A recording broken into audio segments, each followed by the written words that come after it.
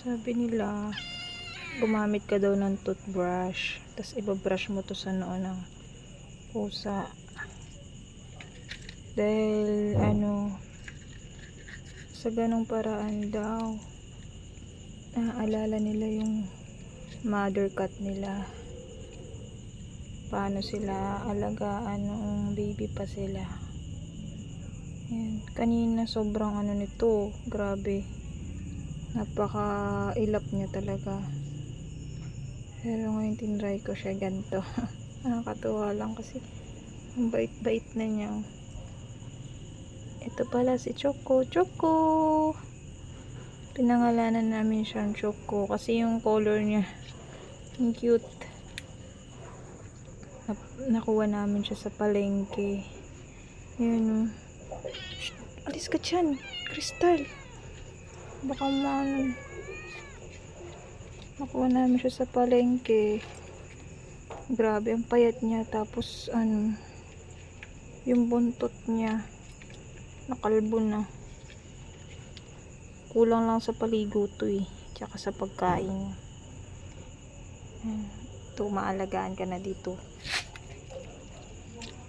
Behave ka na ha, panasad ha.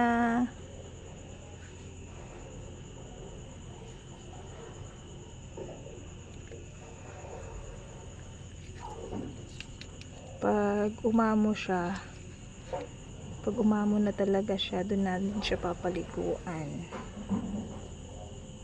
Kasi ang dami, grabe, ang dumi-dumi niya. Pero sa ngayon, ganito muna. Ba? Choco, Choco? Choco!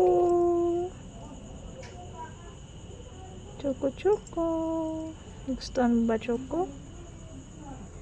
Ako muna yung mommy cat mo.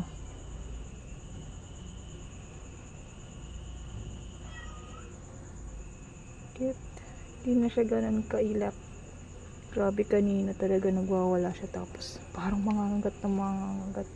Nakakatakot. Pero ayan, nagpatugtog lang ako ng nag-sounds lang ako ng mommy cat.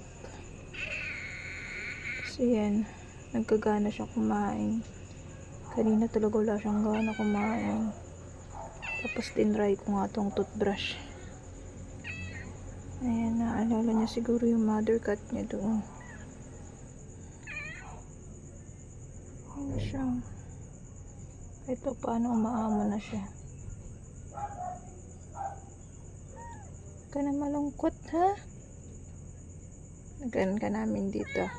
Oh, sad ka? Ka na malungkot.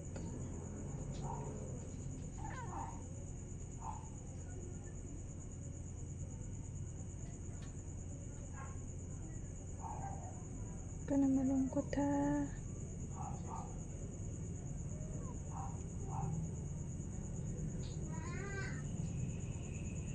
Nahawakan ko na siya.